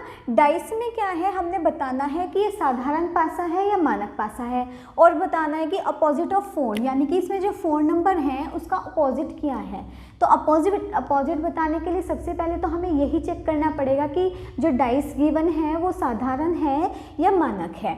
अब उसको चेक करने के लिए कंडीशन क्या थी हमारी, या तो अपोजिट डायरेक्शन को प्लस करके 7 आना चाहिए या एडजेसेंट सरफेस को प्लस करके 7 आना चाहिए। तो यहाँ पे इस एडजेसेंट को प्लस करके तो 7 बन नहीं रहा है, तो हमारी कंडीशन कौन सी फुलफिल हो रही है यहाँ पे कि अपोजिट डायरेक्शन को प्लस करके 7 आना चाहिए। तो डायरेक्टली यहाँ पे अपोजिट ऑफ 4 निकाल देते हैं, यानी कि 7 में से 4 को माइनस कर देते हैं। 7 - 4 यानी कि 3। इसकी 4 के अपोजिट जो डायरेक्शन नंबर आएगा वो क्या आएगा, 3 आ जाएगा, ठीक है ना। सेकंड है 6 1 3, इसमें भी हमने पहले चेक करना पड़ेगा, अपोजिट ऑफ 1 बताना है, लेकिन उससे पहले तो चेक करना पड़ेगा कि ये जनरल है या स्टैंडर्ड है। अब देखो 6 और 1 को प्लस करने पर 7 बन जाता है, यानी कि एडजेसेंट सरफेस, जो अगल बगल की सरफेस हैं उनको प्लस करने पर 7 बन रहा है। तो ये किस टाइप का है, ये एक जनरल टाइप का है, जनरल डाइस है ये एक। तो उसमें हम किस तरीके से पता करेंगे कि इसके 1 के अपोजिट क्या आ सकता है, ठीक है ना। उसमें तो हम 7 में से माइनस कर देते, बट इस टाइप के पासे में हमें कंफर्म नहीं होता कि हमारा आंसर आएगा क्या। यानी कि जो नंबर इसमें नहीं है 1 के अपोजिट में, वो हो जाएगा 2 भी हो सकता है, 5 भी हो सकता है और 4 भी हो सकता है। इन तीनों में से कोई भी ऑप्शन आपके 1 के अपोजिट हो सकता है, ठीक है ना। यानी कि जनरल टाइप के डाइस में हमें क्लियर नहीं होता या हम डेफिनेटली नहीं बता सकते कि हमारा आंसर क्या होगा। इन तीनों में से कोई सा भी सरफेस 1 के अपोजिट आ सकता है। इतना क्लियर है। चलिए नेक्स्ट क्वेश्चन है, what is the number at bottom surface. इसमें बताना है कि इसके बॉटम सरफेस पे नंबर क्या आएगा। अब देखो ऊपर वाला सरफेस तो 2 है, यानी कि हमने बताना है इसके नीचे जो, यानी कि 2 का अपोजिट क्या होगा। देखो क्वेश्चन बिल्कुल सिंपल सा है, बस इसमें लैंग्वेज चेंज कर दी है, यानी कि जो नंबर इसमें है ही नहीं उसके अपोजिट पूछ रहा है। इसमें कहा बॉटम सरफेस बता दो। बॉटम का मतलब क्या है, जो टॉप पे है उसके अपोजिट। टॉप पे क्या है 2 और उसका अपोजिट हमने बताना है। तो इसके लिए चेक क्या करना पड़ेगा, ये जो डाइस है ये जनरल टाइप का है या स्टैंडर्ड टाइप का है। तो चेक कैसे करेंगे, वही 2 कंडीशन। अब देखो इसमें कोई एडजेसेंट साइड प्लस होकर 7 नहीं आ रही है, तो सिंपल सी बात है ये आपका स्टैंडर्ड टाइप का है, ठीक है ना, यानी कि मानक पासा है आपका। तो उसमें कंडीशन क्या थी कि 7 में से माइनस कर दो, यानी कि 7 में से हम 2 को माइनस कर देंगे, क्योंकि इसी के अपोजिट पूछ रहा है। तो 2 माइनस करने पर अपोजिट क्या आ जाएगा, 5 आ जाएगा। इतना क्लियर है। यानी बॉटम सरफेस पे नंबर क्या आ जाएगा, 5 नंबर बॉटम सरफेस पे होगा। नेक्स्ट है हमारा 3 4 5, ये एक डाइस गिवन है, अपोजिट ऑफ 3 पूछ रहा है। अपोजिट ऑफ 3 पूछ रहा है, तो सबसे पहले क्या करना है, हमने वही चेक करना है। 3 और 4 को प्लस करने पर 7 बन जाता है, यानी कि जनरल टाइप का आपका आ गया, ठीक है ना। जनरल टाइप में यानी कि 3 के अपोजिट क्या हो सकता है, 1 भी हो सकता है, 2 भी हो सकता है और 6 भी हो सकता है। हम कंफ्यूजन में हैं, हमें डेफिनेटली नहीं पता है कि हमारा आंसर होगा क्या, क्योंकि जनरल टाइप का है, इसमें क्या होगा, कुछ भी हो सकता है इसके अपोजिट, ठीक है ना। नेक्स्ट क्वेश्चन है हमारा, अपोजिट ऑफ 1 पूछ रहे हैं डायरेक्टली, तो चेक कर लो फटाफट से। 6 और 1 7 बन गया, यानी कि जनरल टाइप का हमारा पासा आ गया, ठीक है, साधारण पासा आ गया। इसमें हमने क्या करना है, 1 के अपोजिट देखना है। 1 के अपोजिट क्या होगा, तीनों में से कोई भी सरफेस हो सकता है, यानी कि 2 भी हो सकता है, 3 भी हो सकता है और 4 भी हो सकता है। तो इसमें ऑप्शन देखो क्या है, यहाँ पर 4 ऑप्शन भी हैं, पर डेफिनेटली हम नहीं कह सकते कि 4 है, तो आपका ये ऑप्शन गलत हो गया। सेकंड है जो हमारा 3 ऑप्शन दिया हुआ है, यहाँ पर 3 भी हम कंफर्म नहीं बता सकते कि 1 के अपोजिट 3 ही आएगा, है ना। और यहाँ पर 2 भी हम कंफर्म नहीं बता सकते। तो देखो ऑप्शन हमें यही गिवन है, या तो 2 है या 3 है या 4 है, तो ऑप्शन आपका बी बिल्कुल करेक्ट हो जाएगा, है ना। नेक्स्ट है आपका ये देखो अपोजिट ऑफ 5। अब क्या यहाँ पर 5 नंबर है, 5 नंबर तो है ही नहीं, बट बिल्कुल भी नहीं घबराना है, आपने ध्यान से देखना है, पहले पासे को चेक करो किस टाइप का पासा है। अब देखो एडजेसेंट सरफेस तो कोई भी प्लस होके 7 आता ही नहीं, तो जाहिर सी बात है ये क्या हो गया आपका स्टैंडर्ड टाइप का हो गया, यानी कि मानक पासा हो गया। तो आप डायरेक्टली 7 में से 5 माइनस कर दो तो आपका अपोजिट आ जाएगा, यानी कि ये अभी हमने क्वेश्चन सॉल्व किया था दिस, ठीक है ना। यानी कि यहाँ पे 2 का अपोजिट यानी बॉटम पूछ रहे थे और यहाँ पर 5 का अपोजिट पूछ लिया, यानी जो गिवन ही नहीं है। तो हमने चेक कर लिया स्टैंडर्ड टाइप का है, तो 7 में से डायरेक्टली इसको माइनस कर दो तो अपोजिट डायरेक्शन आ जाएगा, अपोजिट सरफेस आ जाएगा 2। इतना क्लियर है, बिल्कुल सिंपल से क्वेश्चंस थे। बस आपने क्या देखना है कि जनरल टाइप का है या स्पेशल टाइप का है, और अगर जनरल टाइप का है तो तीनों में से कोई भी ऑप्शन आ जाएगा आपका, है ना। और अगर स्टैंडर्ड टाइप का है तो आप डायरेक्टली 7 में से माइनस कर दो, बिल्कुल सिंपल आपका आंसर आ जाएगा, ठीक है ना। Hello everyone, this is Jyoti from Daksh Academy Ladwa and in this class we will discuss about the previous year's question, ठीक है। जो भी हमारा SSC CGL में CHSL में हरियाणा पुलिस वगैरह में जो भी हमारे प्रीवियस ईयर्स क्वेश्चंस हैं, जो भी आए हुए क्वेश्चंस हैं, हमारा टॉपिक है डाइजेस्टिव सिस्टम, उससे रिलेटेड जितने भी इम्पोर्टेंट MCQ बनते हैं वो हम यहाँ पर डिस्कस करेंगे, ठीक है। चलिएगा, सबसे पहला हमारा क्वेश्चन आता है कि which of the following acid is synthesis in the stomach, यानी कि आपके अमाशय में कौन सा अम्ल सिंथेसिस होता है, कौन सा अम्ल बनता है। तो correct answer is the HCl, यानी कि हाइड्रोक्लोरिक एसिड। HCl क्या बनता है आपका, हाइड्रोक्लोरिक एसिड। अब इतना तो हमें पता है, अब इससे रिलेटेड जितने एक्स्ट्रा पॉइंट होते हैं वो बताते हैं, ठीक है। सबसे पहले लिखा हाइड्रोक्लोरिक एसिड, ठीक है। सबसे पहले तो हमको ये पता होना चाहिए कि स्टमक में हमने क्या दिया, बनता तो है, लेकिन स्टमक में कौन बनाता है तो वो याद रखेंगे। स्टमक में आपका जो गैस्ट्रिक ग्लैंड होती है ना, यानी कि जठर ग्रंथियां, जठर ग्रंथियां वही क्या करती है आपका गैस्ट्रिक जूस का यानी कि जठर रस का स्राव करती है। किसका स्राव करती है, जठर रस का।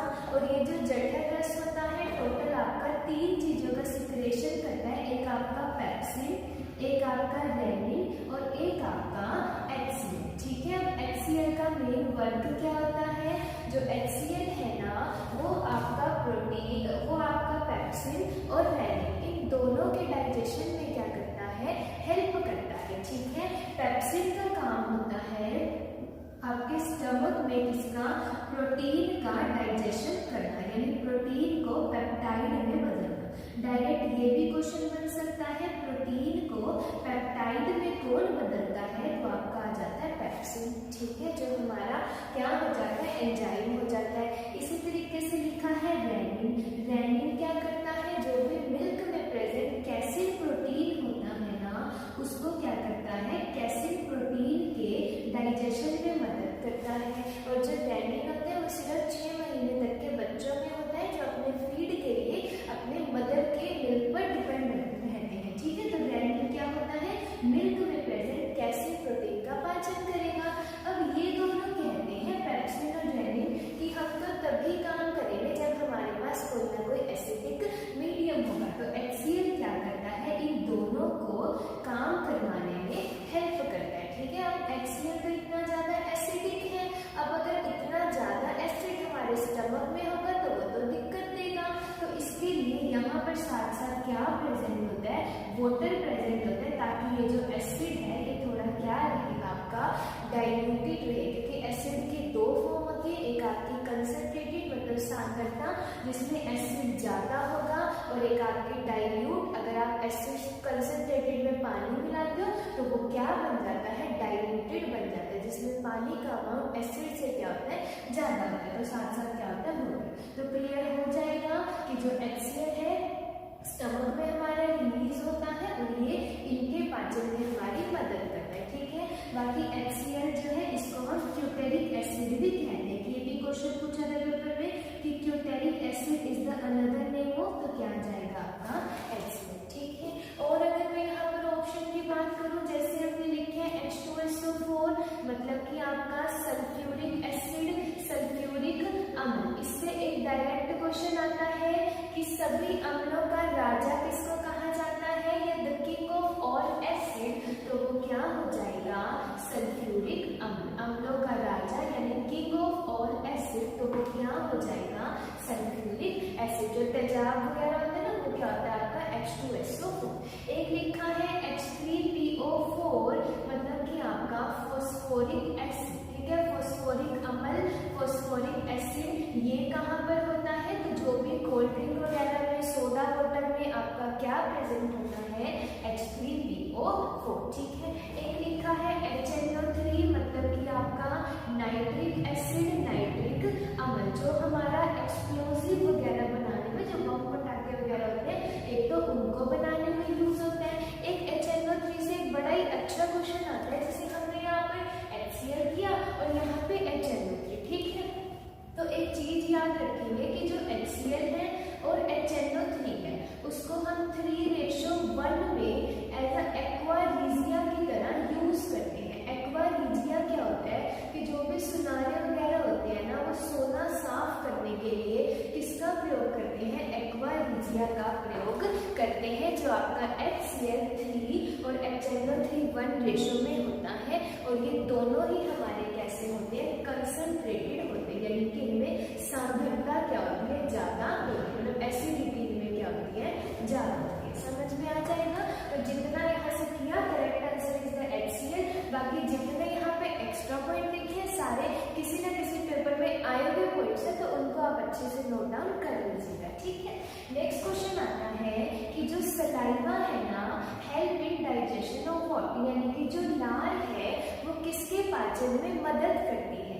सबसे पहले सीखेंगे तो आपको यही पता होना चाहिए कि जो सलाइवा है, जो लार है, वो कहाँ पर प्रेजेंट होती है, तो वो आपके माउथ में प्रेजेंट होती है। लार कहाँ प्रेजेंट होती है, माउथ में प्रेजेंट होती है। एक और अच्छा क्वेश्चन आता है कि लार का पीएच मान कितना होता है, पीएच वैल्यू कितनी हो, सॉरी आपका आता है कि जो लार है ना, वो एक दिन में कितनी स्त्राव होती है, एक दिन में कितनी लार बनती है, तो याद रखेंगे एक दिन में लगभग आपका 1.5 लीटर सलाइवा का क्या होता है, सीक्रेट होता है। 24 घंटे में 1.5 लीटर सलाइवा का यहाँ से सिक्रेशन होता है। हमारे माउथ में जो होती है टोटल 3 सैलिवरी ग्लैंड प्रेजेंट होती है, 3 पेयर में प्रेजेंट होती है। आपकी कितनी 6 हो जाती है, क्योंकि एक पेयर में 2 होगी ना, तो 3 पेयर में आपकी 6 सैलिवरी ग्लैंड्स होती है। एक आपकी सबमैंडिबुलर हो जाती है, जो तालू के नीचे, तालू के ऊपर होती है, एक सबलिंगुअल हो जाती है जीवा के नीचे, और एक पैरोटॉइड हो जाती है कर्णपुरम आपकी कान के पास होती है। अब सबसे इंपॉर्टेंट इसमें से पैरोटॉइड आती है, पैरोटॉइड यानी कि आपकी कर्णपुरम। यहाँ से क्वेश्चन आते हैं कि ये जो होती है सबसे इंपॉर्टेंट और सबसे बड़ी हमारी जो होती है सैलिवरी ग्लैंड होती है। अगर इसमें दिक्कत आ जाए, इसमें सूजन आ जाए, तो चीजों को निकलने में क्या होती है, दिक्कत होती है।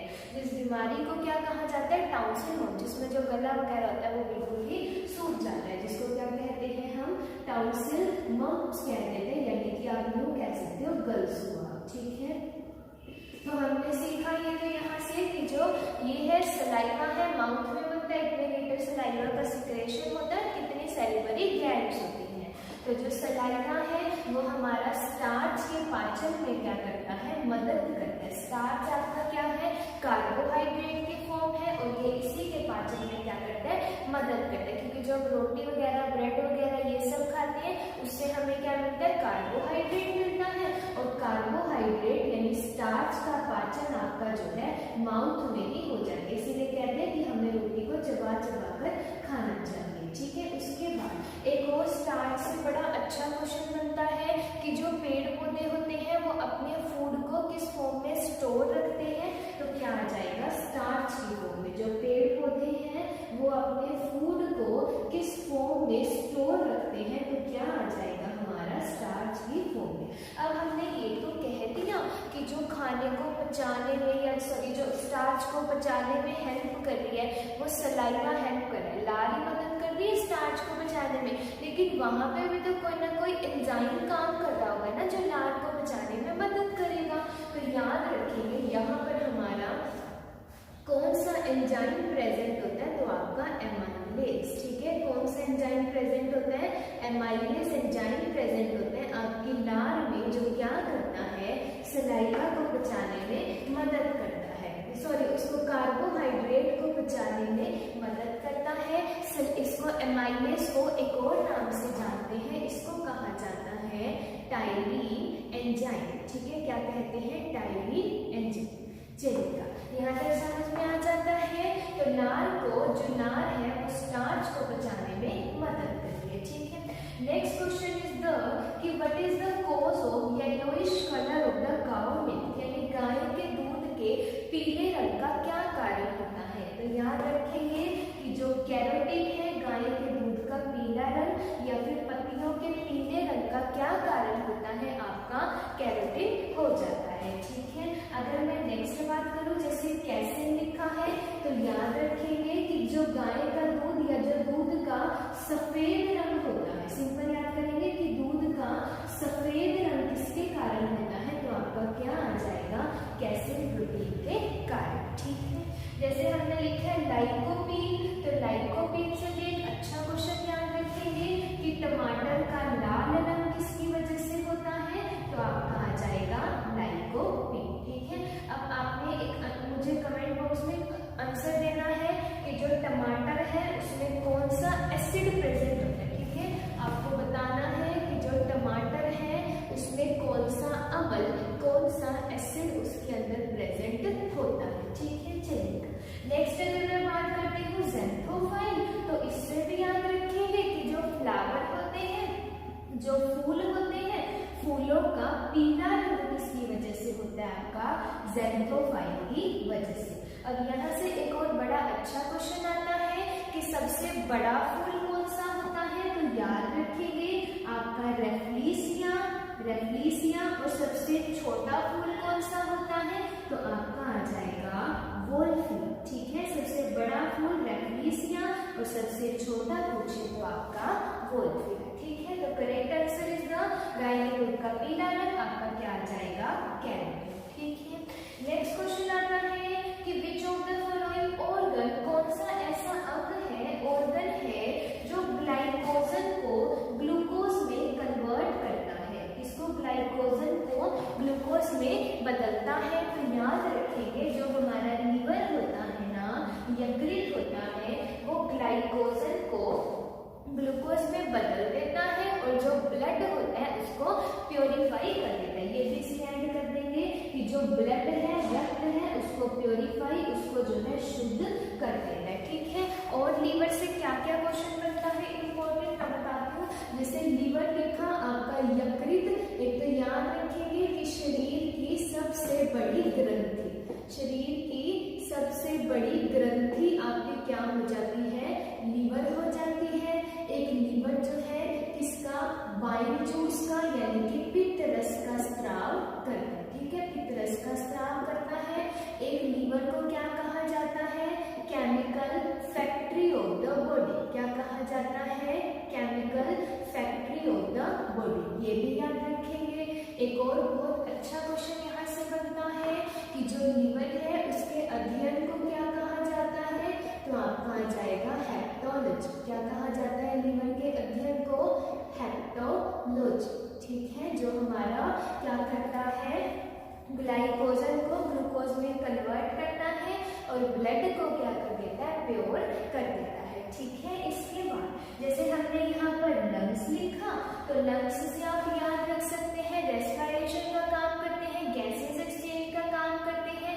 यहाँ से अच्छा क्वेश्चन आता है कि जो लंग्स होते हैं ना, उसके ऊपर कौन सी मेम्ब्रेन प्रेजेंट होती है, कौन सी झिल्ली उपस्थित होती है, तो याद रखेंगे आपका प्लूवेला मेम्ब्रेन। ठीक है, यूवेरा मेम्ब्रेन जो होती है लंग्स के ऊपर प्रेजेंट होती है। और लंग्स में काम कौन करता है वो भी याद रखेंगे, यानी फेफड़ों की आपकी कार्यात्मक इकाई क्या हो जाती है, तो वो हो जाती है आपकी एल्वियोलाई मतलब की कूपिका। ठीक है, एल्वियोलाई कूपिका। एक किडनी से भी फिर याद रखेंगे, जैसे हमने कहा लंग्स में कौन काम करती है, एल्वियोलाई, ऐसे ही किडनी में कौन काम करती है, तो आपका नेफ्रॉन्स काम करते हैं। कौन काम करते हैं, नेफ्रॉन काम करते हैं। इसीलिए स्टडी ऑफ किडनी को क्या कहा जाता है, आपका नेफ्रोलॉजी। क्या कहेंगे उसको, नेफ्रोलॉजी। एक हमने लिखा है यहाँ पे लार्ज इंटेस्टाइन। तो लार्ज इंटेस्टाइन से बहुत अच्छा क्वेश्चन आता है। हमें पता है कि जो फूड है ना उसका कंप्लीट एब्जॉर्प्शन आपका स्मॉल इंटेस्टाइन में हो जाता है। खाने का पूरी तरीके से अवशोषण स्मॉल इंटेस्टाइन छोटी आंत में हो जाता है ना। फिर जो जितना भी बचा कुचा वेस्ट होता है वो सारा कहाँ पर पहुंच जाता है, लार्ज इंटेस्टाइन में पहुंच जाता है। अब जो लार्ज इंटेस्टाइन है ना, यहाँ पर एक बैक्टीरिया प्रेजेंट होता है, नाम याद रखेंगे आपका ई कोलाई बैक्टीरिया। क्या आ जाता है, ई कोलाई बैक्टीरिया, बहुत इंपॉर्टेंट है, एस्चुरी कोलाई बैक्टीरिया। और इस बैक्टीरिया का क्या काम होता है कि बॉडी से जो भी वेस्ट है ना उसको सॉलिड फॉर्म में क्या करता है, एक्सक्रीट करता है। लेकिन अगर हम कुछ गंदा खा ले या इनकेस ऐसा कुछ हो कि जिससे जो बॉडी से वेस्ट है ना वो सॉलिड फॉर्म में एक्सक्रीट होने की बजाय किस फॉर्म में एक्सक्रीट होता है, लिक्विड फॉर्म में एक्सक्रीट होता है, जिसको लूज मोशन वगैरह कहते हैं, तब ये जो ई कोलाई बैक्टीरिया होता है यही क्या होता है, अफेक्ट होता है। लेकिन इसकी रीजनरेशन इतनी अच्छी होती है कि जैसे मेडिसिन देते हैं ये अपने आप को फिर से रिकवर जो है कर लेता है। ठीक है, तो यहाँ से क्वेश्चन आप याद रखेंगे। ठीक है, क्लियर हो जाता है, तो यहाँ से ये चीजें आपको याद रखनी है। ठीक है, hello guys, this is Gurjeet from Daksh academy Ladwa YouTube channel. बच्चों, आज की क्लास में हम करेंगे हिंदी के एक बहुत ही इंपॉर्टेंट टॉपिक जो आपका कोई भी कॉम्पिटिटिव एग्जाम हो उसमें आपकी हेल्प करेगा। तो आज की क्लास में हमारा टॉपिक रहेगा वाक्य भेद। वाक्य भेद यानी कि काइंड्स ऑफ सेंटेंस। तो सेंटेंस क्या होते हैं, वाक्य क्या होते हैं, सबसे पहले तो हम ये जान लें वाक्य की परिभाषा क्या होती है। तो वाक्य की परिभाषा की अगर हम बात करें, शब्दों का ऐसा व्यवस्थित समूह। यहाँ पे किसकी बात की है मैंने, व्यवस्थित समूह की बात की है। शब्दों का ऐसा व्यवस्थित समूह जिससे अपेक्षित अर्थ निकले। मीन्स क्या है, जिससे हम अर्थ निकाल सके, किसके अनुसार, जैसे वहां पे शब्द प्रयोग किए गए हैं, तो उसे क्या बोला जाता है, उसे वाक्य कहा जाता है। उसके बाद नेक्स्ट हमारे पास आता है वाक्य के अनिवार्य तत्व। वाक्य के अनिवार्य तत्व का मीनिंग क्या होता है, वाक्य में कौन सी क्वालिटी होनी चाहिए जिससे कि वो वाक्य लगे। क्योंकि हर जो शब्द है, मान लो हमने 3-4 शब्द लिख दिए तो वाक्य नहीं कहलाएंगे।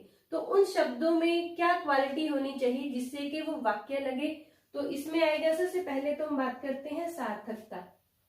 सार्थकता की अगर हम बात करें तो यहाँ पे क्या होता है बच्चों, हमेशा सार्थक शब्दों का ही प्रयोग होता है। कैसे शब्द, सार्थक शब्द। सार्थक शब्द कौन से होते हैं, जिनका कोई ना कोई अर्थ निकलता है, जिनका कोई ना कोई मीनिंग निकलता है, तो उसमें क्या होता है, सार्थकता। मीन्स क्या है, वाक्य में शब्दों को जो प्रयोग किया जाता है वो सार्थक होने चाहिए। जैसे एग्जाम्पल अगर मैं यहाँ पे दूं, हम चाय और वाय बोल देते हैं, ठीक है, यहाँ पे चाय और वाय बोल दी। अगर चाय की बात करें, चाय का सबको पता है कि चाय क्या है, पेय पदार्थ है। लेकिन अगर यहाँ पे वाय की बात करें तो वाय जो है वो निरर्थक शब्द है, उसका कोई अर्थ नहीं निकलता। तो यहाँ पर जो है सार्थक शब्दों का प्रयोग किया जाता है, किसमें, वाक्य में। नेक्स्ट जो क्वालिटी है वाक्य की, नेक्स्ट है योग्यता। अब योग्यता मीन्स एबिलिटी, ठीक है, योग्यता मीन्स क्या होती है, एबिलिटी होती है। तो वाक्यों में कैसे शब्द होने चाहिए, वाक्य में ऐसे शब्द होने चाहिए जिससे वाक्यों में प्रयुक्त शब्दों का, वाक्य में जो शब्द प्रयोग किए जाते हैं तो प्रसंग के अनुसार उनमें अर्थ निकालने की योग्यता होनी चाहिए। तो उसे हम क्या बोल सकते हैं, उसे हम वाक्य बोल सकते हैं। तो यहाँ पे मैं एक एग्जांपल से आपको क्लियर कराती हूँ इसको, योग्यता को। जैसे मैंने यहाँ पे लिखा है चाय खाई, ठीक है, यहाँ पे हमने 2 शब्द प्रयोग किए, चाय खाई। देखो जो चाय है वो खाई तो नहीं जाती, ठीक है। चाय क्या होती है, चाय पेय पदार्थ है, तो चाय क्या पी जाती है। तो यहाँ पर ये वाक्य नहीं बनेगा, वाक्य क्या बनेगा इसका, चाय पी गई या फिर चाय पी। तो यहाँ पे ये क्या कहलाएगा, ये वाक्य कहलाएगा। तो ये क्या होता है, योग्यता। तो वाक्य है, उसकी नेक्स्ट जो क्वालिटी है, उसका नेक्स्ट जो तत्व है वो क्या है, वो आकांक्षा है। आकांक्षा का मीनिंग क्या होता है, इच्छा होता है, ठीक है। आकांक्षा का मीनिंग इच्छा होता है। यहाँ पे पर्यायवाची भी बन गया कि आकांक्षा का पर्यायवाची क्या होगा, इच्छा होगा। तो आकांक्षा की अगर यहाँ पे हम बात करें, आकांक्षा का मीनिंग क्या होता है वाक्य में, वाक्य अपने आप में पूरा होना चाहिए, ठीक है। वाक्य अपने आप में पूरा होना चाहिए, यानी कि उसमें किसी ऐसे शब्द की कमी ना हो जिससे कि वो अधूरा लगे, तो उसे हम क्या कहते हैं, उसे आकांक्षा या फिर इच्छा। तो यहाँ पे एक मैं आपको सेंटेंस देती हूँ, यहाँ से क्लियर हो जाएगा आपको आकांक्षा का जो हमारा वाक्य है उसमें क्या इंपॉर्टेंस है, ठीक है। जैसे यहाँ पे मैंने लिखा पत्थर लिखता है, पत्थर लिखता है। देखो यहाँ पे शब्द लिखे हैं मैंने, पत्थर लिखता है। अब देखो अगर इसको ध्यान से पढ़े तो यहाँ पे क्या क्वेश्चन होता है, क्योंकि यहाँ पे देखो पत्थर जो है वो क्या है, ये कर्म है यानी कि ऑब्जेक्ट है, और लिखता क्या है, क्रिया है यानी कि वर्ब है। तो यहाँ पे जो है किस चीज की कमी है, किस रूल की कमी है यहाँ पे, तो यहाँ पे किसकी कमी है, यहाँ पे कर्ता की कमी है, यहाँ पर सब्जेक्ट की कमी है। इतना लिख दिया, जैसे पत्थर लिखता है तो इच्छा होती है जानने की कि कौन लिखता है पत्थर, यानी कि इसका सब्जेक्ट कौन है, कर्ता कौन है, तो वो क्या कहलाती है, आकांक्षा। तो अगर मैं यहाँ पे लिख दूं कि राम पत्थर लिखता है, अब जो ये सेंटेंस है, ये वाक्य है, ये कंप्लीट माना जाएगा। तो यानी कि वाक्य में आकांक्षा का मीनिंग क्या होता है कि ऐसे शब्दों की कमी ना हो जिससे जो वाक्य है वो अधूरा लगे, मतलब इच्छा ना हो जानने की कि कर्ता कौन है, क्रिया क्या है इसमें, या फिर इसमें ऑब्जेक्ट क्या है, तो उसे क्या बोला जाता है, उसे आकांक्षा। नेक्स्ट है निकटता। देखो निकटता की अगर मैं बात करूं, वाक्य में जो शब्द होते हैं वो पास पास होने चाहिए। देखो अगर लिखते समय या बोलते समय शब्दों में गैप लेके आते हैं, ठीक है, अगर शब्द गैप लेके लिखते हैं हम, तो वो क्या, वो वाक्य नहीं कहलाते, वो क्या रह जाएंगे, वो सिर्फ शब्द कहलाएंगे। जैसे एग्जाम्पल से मैं इसी के एग्जाम्पल ले लेती हूँ आपको। जैसे यहाँ पे राम लिखा है, यहाँ पे पत्थर लिख दिया, ठीक है, और यहाँ पे लिखता है। तो देखो यहाँ पे ये क्या है, ये तो शब्द बन के रह गए, अब इनमें गैप आ गया, तो हम लिखेंगे कैसे, तो राम पत्थर लिखता है, ये हमारा जो है वो कंप्लीट सेंटेंस है, और ये पास पास शब्द लिखे गए हैं। तो यानी कि शब्द जो अगर हम पास पास लिखेंगे और बोलेंगे तभी वो क्या कहलाएंगे, वो वाक्य कहलाएंगे। नेक्स्ट है बच्चों पदक्रम। अगर पदक्रम की बात करें तो वाक्य में जो पदों का क्रम होता है वो सीरीज में होना चाहिए। अब यहाँ पे पद की बात हुई, उससे पहले क्या था, शब्द। पद और शब्द में क्या अंतर होता है, इसके ऊपर मैंने एक कंप्लीट वीडियो बनाई है, तो आप आई बटन को क्लिक करके वहां से वीडियो को देख सकते हो और आपको क्लियर हो जाएगा कि शब्द क्या होते हैं और पद क्या होते हैं। तो यहाँ पे जो पद क्रम है, पद क्रम मीन्स वाक्य में पदों का जो क्रम है वो सीरीज में होना चाहिए। अगर हम आगे पीछे करके शब्दों को लिखते हैं तो वो वाक्य नहीं कहलाते। जैसे यहाँ पे अगर एग्जाम्पल दूं, चांदनी है रात, चांदनी है रात, होती सुहावनी, होती सुहावनी। अब देखो यहाँ पे एक मैंने कंप्लीट वर्ड्स लिख दिए, देखो सेंटेंस नहीं कहलाएगा क्योंकि आगे पीछे करके यहाँ पे मैंने क्या लिख दिया, पदों को लिख दिया। चांदनी है रात होती सुहावनी, तो ये सेंटेंस नहीं कहलाएगा क्योंकि यहाँ पे जो पद है वो सीरीज में नहीं लिखे गए, ठीक है। तो यहाँ पे क्या होगा, अगर इसको सही करके लिखे हम, चांदनी रात सुहावनी होती है, चांदनी रात सुहावनी होती है, ये क्या कहलाएगा, ये वाक्य कहलाएगा। और ऊपर मैंने कैसे लिखे, शब्दों को आगे पीछे करके लिख दिया, और यहाँ पे मैंने पदों को कैसे लिखा, सीरीज में लिखा, तो ये क्या कहलाएगा, वाक्य कहलाएगा। नेक्स्ट है अन्वय। अब देखो यहाँ पे अन्वय का मीनिंग क्या होता है, मेल होता है। मेल की अगर मैं सेंटेंस में बात करूं या फिर वाक्य की बात करूं कि वाक्य में जो मैं शब्दों का, जो हम पदों का प्रयोग करते हैं वो कैसे होने चाहिए, वाक्य में जेंडर, वचन, क्रिया और कारक का सही सही यानी कि मेल होना चाहिए, उचित स्थान पर लगने चाहिए, तो वो क्या कहलाता है, वो अन्वय कहलाता है। जैसे एक एग्जांपल मैं आपको दूं यहाँ पे, बालक और बालिकाएं, बालक और बालिकाएं गई। यहाँ पे क्या लिखा गया, बालक और बालिकाएं गई। अब देखो यहाँ पे गई लिखा है, मीन्स क्या है, ये किसके लिए, ये सिर्फ बालिकाओं के लिए है, ठीक है, क्योंकि हम किसके लिए, यहाँ पे फीमेल के लिए क्या यूज किया हमने, यहाँ पे गई यूज किया। लेकिन यहाँ पे क्या है, यहाँ पे तो बालक भी है, यानी कि दोनों क्या है, बहुवचन है। तो बहुवचन के साथ यहाँ पे गई का प्रयोग नहीं होगा, यहाँ पे क्या होगा, गए, बालक और बालिकाएं गई। तो ये हमारा जो बना है वो कंप्लीट सेंटेंस बना है। तो इसे क्या बोलते हैं, इसे अन्वय या फिर मेल बोलते हैं। नेक्स्ट क्वेश्चन आता है हमारे पास, वाक्य के अंग। ये तो हमने किए वाक्य के अनिवार्य तत्व। तो नेक्स्ट आता है वाक्य के अंग। वाक्य के कितने अंग होते हैं, सबसे पहले तो ये याद रखो, वाक्य के कितने अंग होते हैं, 2 अंग होते हैं। एक उद्देश्य है और दूसरा विधेय है। अगर उद्देश्य की बात करें, उद्देश्य किसे कहते हैं, सब्जेक्ट को कहते हैं, और विधेय किसे कहते हैं, प्रेडिकेट को कहते हैं। और यहाँ पे आपके पास एग्जाम में क्या पूछा जाता है कि बताइए इसमें उद्देश्य क्या है और इसमें विधेय क्या है। तो यहाँ पे एक एग्जाम्पल से क्लियर करते हैं, जैसे राम खेलता है, राम खेलता है। यहाँ पे मैंने एक सेंटेंस लिखा, इसमें एग्जामिनर क्या पूछेगा कि बताएं इसमें उद्देश्य क्या है और इसमें विधेय क्या है। सबसे पहले तो जान ले कि उद्देश्य होता क्या है। अब देखो उद्देश्य क्या होता है, जिसके बारे में कुछ कहा जाता है उसे हम क्या बोलते हैं, उद्देश्य बोलते हैं। यानी कि जिसके बारे में कुछ कहा जाए वो क्या होगा, उद्देश्य होगा। अगर आपको इतनी बात नहीं याद रहती तो आप क्या याद रख सकते हो कि जो कर्ता होता है, यानी कि जो सब्जेक्ट होता है, जो काम को करने वाला होता है, वो क्या होता है, उद्देश्य होता है। तो यहाँ पे आप इसे कर्ता से याद रख सकते हो, अगर ज्यादा याद आपको नहीं रहता।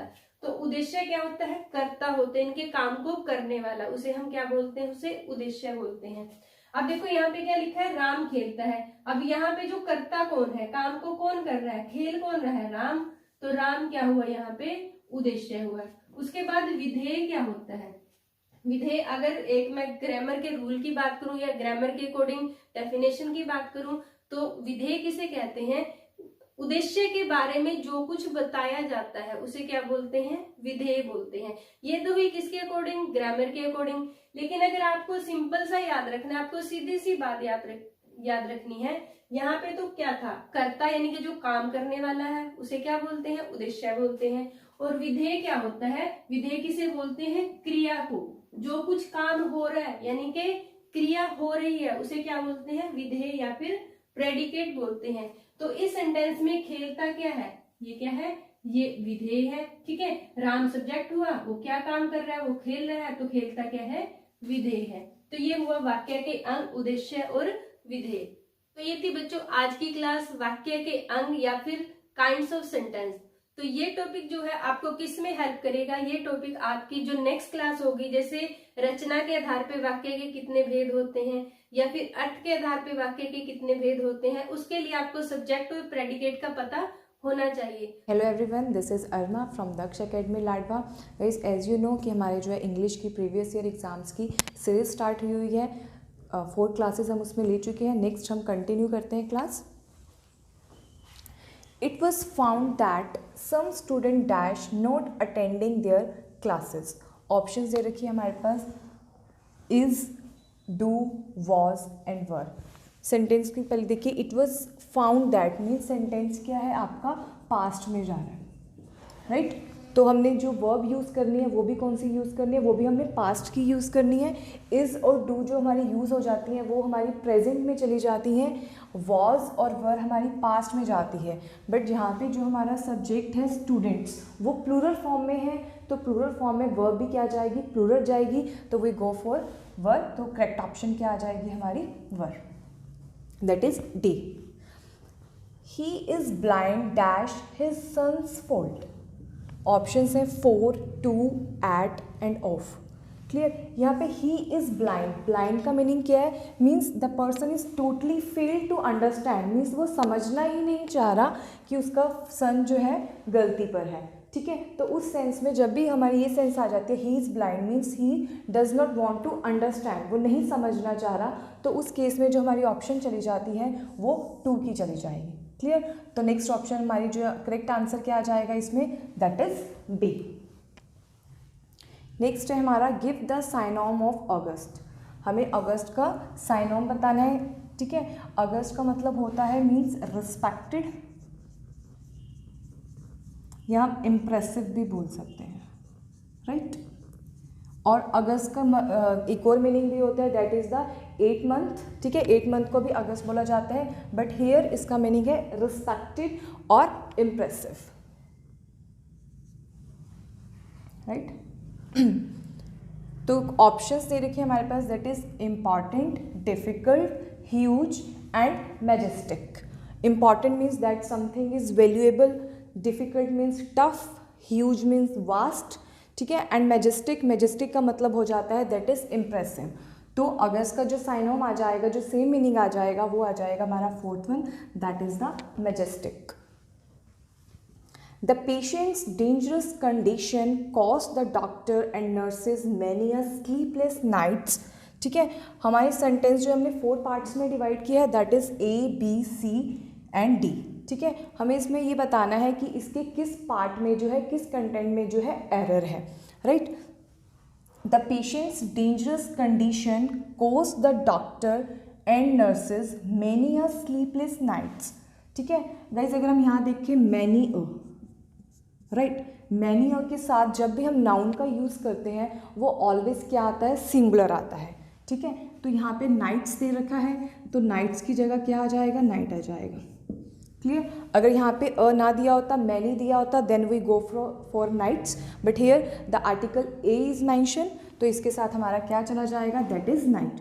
तो इसकी करेक्ट ऑप्शन क्या हो जाएगी, मीन्स किस पार्ट में एरर थी, इसकी जो है सी पार्ट में एरर थी, राइट। नेक्स्ट क्वेश्चन है, she was more garrulous than either of her 3 sisters, clear. इस सेंटेंस को भी हमने 4 पार्ट्स में डिवाइड किया हुआ है, इसमें भी हमें यही बताना है कि इसके किस पार्ट में जो है, किस सेगमेंट में एरर है। शी वॉज मोर गार्बलेस, गार्बलेस का मीनिंग होता है talkative, right. Then either of her 3 sisters, guys जब भी हम कंपैरिजन करते हैं, 2 का कंपैरिजन करते हैं, हम ज़्यादातर देन का यूज़ करते हैं, राइट, कंपैरेटिव डिग्री का यूज़ करते हैं। लेकिन जब हम चॉइस की बात करते हैं कि 1 आउट ऑफ मैनी, क्लियर, जब हम चॉइस की बात करते हैं कि बहुत सारों में से हम एक की बात करते हैं, तब भी हम कंपैरेटिव डिग्री के लिए जाते हैं, तब भी हम देन का यूज़ करते हैं और कंपैरेटिव डिग्री का यूज़ करते हैं। लेकिन यहाँ पे इधर यूज़ किया गया है, इधर की जगह हमारा आ जाएगा एनी, बिकॉज इधर यूज होता है 2 थिंग्स के लिए, 2 पर्सन्स के लिए, राइट। यहाँ पे इधर की जगह हम रिप्लेस कर देंगे, यहाँ पे आ जाएगा हमारा एनी। तो गाइज इसके कौन से पार्ट में एरर थी, इसके सी पार्ट में एरर थी, ठीक है। नेक्स्ट है, a rolling stone gathers no moss. इस सेंटेंस में जो वर्ड अंडरलाइन किया गया है, हमें वो बताना है कि वो कैसे यूज़ हुआ है, एज अ जेरेंड यूज़ हुआ है, एज अ पार्टिसिपल यूज़ हुआ है, एज अ नाउन यूज़ हुआ है, या एज अ एडजेक्टिव यूज़ हुआ है, राइट। जेरेंड क्या होता है, जेरेंड मीन्स जो वर्ब प्लस नाउन का काम करती है, मीन्स जो वर्ब नाउन का काम कर रही है, दैट इज कॉल्ड जेरेंड, ठीक है। और जो वर्ब एज ए एडजेक्टिव का काम करती है वो पार्टिसिपल होता है, clear. Noun is a naming word, किसी को भी नेम देना, एंड एडजेक्टिव चला जाएगा, दैट इज जो नाउन की को क्वालिफाई करता है, क्वालिफाई द नाउन, जो नाउन को क्वालिफाई करता है, right. A rolling stone gathers no moss. Guys एक चीज़ याद रखिए, जब भी हम जेरेंड या पार्टिसिपल का यूज़ करते हैं तो हम वर्ब की फर्स्ट फॉर्म के साथ आईएनजी लगाते हैं, और आईएनजी लगते ही या तो वो नाउन बन जाता है या वो एज ए एडजेक्टिव का काम करता है, क्लियर। अगर वो नाउन बन जाता है तो वो हमारा जेरेंड होगा, अगर एज ए एडजेक्टिव का काम कर रहा है तो वो हमारा पार्टिसिपल होगा। इसमें a rolling stone gathers no moss, इसमें जो रोलिंग वर्ब यूज़ करी है वो एज ए काम कर रही है हमारा एडजेक्टिव का, बिकॉज यहाँ पे स्टोन एक नाउन है, तो नाउन की क्वालिटी कौन बता रही है, दैट इज़ रोलिंग, ठीक है। तो ये क्या चला जाएगा, ये हमारा पार्टिसिपल है, तो इसमें हमारी करेक्ट ऑप्शन चली जाएगी, that is B. 1 word substitution, endless. Endless का हमें एक्चुअल मीनिंग बताना है क्या है, ठीक है। इरा, सेंचुरी, इटर्नल एंड इमॉर्टल। इरा का मतलब होता है दैट इज एज, सेंचुरी का मतलब होता है a period of 100 years, that is period of 100 years. Eternal means हो जाता है अनएंडिंग टाइम,